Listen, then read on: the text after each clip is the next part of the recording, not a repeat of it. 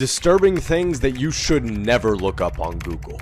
16-year-old Daniel Petrie and 12-year-old Gabriel Kuhn were two friends from Brazil who were both fans of an online role-playing game called Tibia. But on July 23, 2007, after Gabriel borrowed some in-game money from Daniel but was unable to pay it back, Daniel became absolutely furious. He stormed into Gabriel's room and proceeded to attack and rape him. After that, he strangled Gabriel with a wire until he fainted and went on to cut off his legs with a hacksaw. Gabriel regained consciousness and screamed in pain, but Daniel just kept cutting. The autopsy revealed that Gabriel was alive while his legs were being cut off, but soon died after due to blood loss and pain. Daniel was later sent off to a juvenile offender and served just 3 years in prison. Welcome back to Female Murderer TikTok. This one's about Nanny Das. Buckle up. Nanny and her husband had 4 kids. 2 of them died back to back from poisonings. The husband was like, something ain't right, and then he took the kids and left. So Nanny gets remarried, kills him, buys a house and land with the insurance money, and is like, oh, I like this. She reunites with her daughter. Her daughter's like, hey, can you watch my baby for a little bit? And she's like, totally. And then the baby dies in like 3 days. And then it starts to get lethal. She marries her 3rd husband. He dies that year. Her mom breaks her hip and she's like, I'll take care of you. She's dead. Both of her sisters die in the same year in different towns, all while Nanny's visiting. She marries her 4th husband. He doesn't even make it a few months. Then she marries her 5th husband. He dies a month later. But finally, in that autopsy, they were like, there's a lot of rat poison in this guy. Did you do this? And then Nanny goes, yeah, I did that to all of them. So she gets life in prison, and before she dies, they interview her, and they're like, why did you do it? Was it for the money? And she goes, money? I was bored.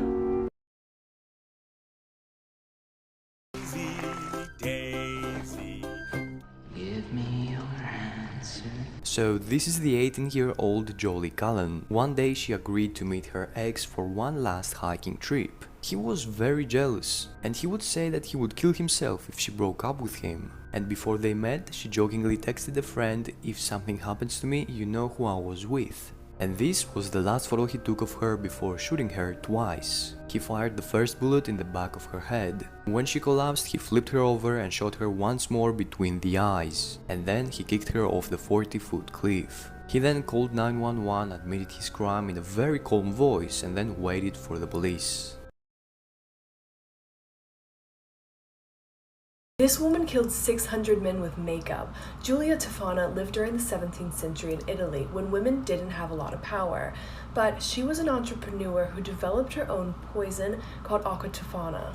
It was colorless, tasteless, odorless, could kill a man in 4 drops, and was undetectable after death. She sold it to women disguised as cosmetics so that they could kill their abusive husbands and live out their lives freely as widows without any suspicion. This went on for decades before officials realized she was one of the most successful poisoners in history, and she was executed. This is the weirdest, most toxic marriage I've ever seen in the history of life. So this is Linda, and one day she was just hanging out at the Bronx when all of a sudden a car pulls up, stops in the middle of the street, and out comes good old Bert. He was a successful attorney, and he was like, listen, you're the most beautiful person that has ever existed. Please date me. So she does, and they start dating, and it was really cute in the beginning. And then she finds out that he has a wife and a kid at home.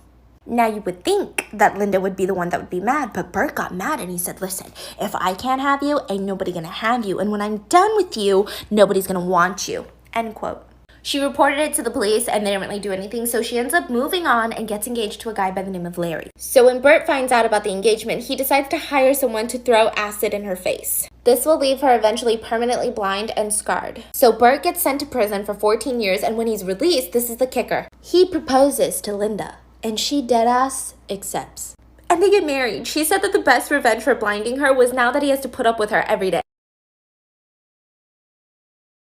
This woman was forced to live in the dark for 25 years. What she looked like when they found her will terrify you. The only mistake Blanche Monnimer made was trusting her mother. You see, Blanche was a renowned beauty and attracted many potential suitors. But at the age of 25, she fell in love with a penniless lawyer. Naturally, her mother did not approve.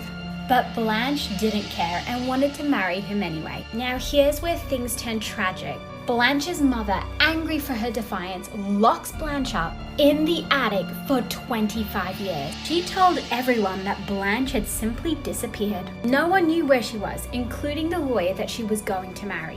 When the police received an anonymous letter that explained what had happened to Blanche, they held an investigation. This is what they discovered. Blanche had lived in appalling conditions. Her mother was shortly arrested. For more 7 Sins, remember to hit the plus button. It just doesn't make sense. This case is strange. Joshua Maddox went missing in 2008, and he wasn't found until 2015. When an unused cabin a quarter of a mile away from his home was being demolished, his body was found inside the chimney with his knees above his head, and the police ruled it an accidental death, and they said he climbed in from the top and got stuck. But that doesn't explain how he got in the chimney, because there was a metal grate on top of it blocking the entrance, and he couldn't have gone in through the fireplace because there was a heavy breakfast bar that had been ripped out of the wall and pushed in front of it. Or why he was only wearing a shirt. All his other clothes were folded up inside the cabin, so he would have had to have been inside the cabin, taken off his clothes, gone outside, climbed up on the roof, and then tried to enter the cabin again through the chimney?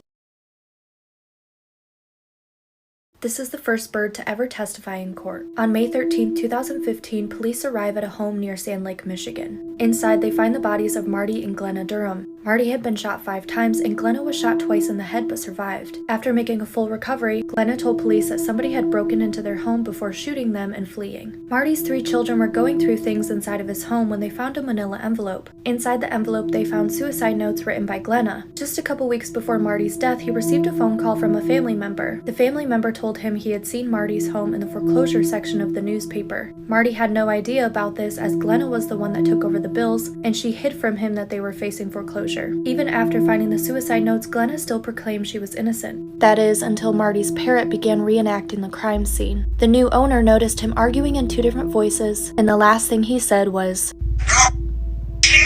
Glenna was put on trial for the attempted murder-suicide of Marty Durham, and Marty's parrot was the key witness. When the Columbine High School shooting occurred, it was the worst school shooting in U.S. history. But did you know it was never intended to be a school shooting at all? Let's talk about it. On April 20th, 1999, 2 teen boys, Eric Harris, 18, and Dylan Klebold, 17, would show up at their high school in the early morning hours, armed with almost 100 bombs and 4 guns. They would go on to kill 12 students, 1 teacher, and then themselves over the span of an hour. This was one of the first shootings that was widely televised in U.S. history and is still remembered as one of the most memorable shootings. The boys had been planning this massacre for over a year, but it was never intended to be a school shooting. They had plans for it to be similar to the Oklahoma City bombing, and they wanted it to be worse than that, their favorite video games, and mass terrorism attacks combined. They placed 2 pressure cooker bombs in the school cafeteria, and they were wired to go off when the cafeteria was at its most full. If it had gone off, it would have killed up to 500 students instantly. The original game plan for that day was that both of them were going to wait in separate parking lots outside of 2 separate entrances of the school, wait for the bombs to go off, and then they would use the guns to pick off escaping students as they fled the school. When they realized that the bombs weren't going off, they decided to just start shooting anyways, starting from the outside and working their way into the school.